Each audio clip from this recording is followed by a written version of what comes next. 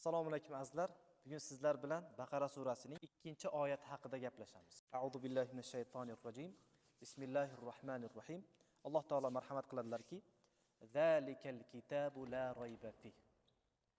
O'sha kitob unda hech qanday shak shubha yo'qdir degan ma'noni anglatadi.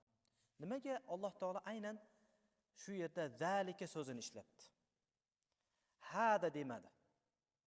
Bilasizmi nimaga? Chunki hada degani bu degani. Zalika o'sha degani.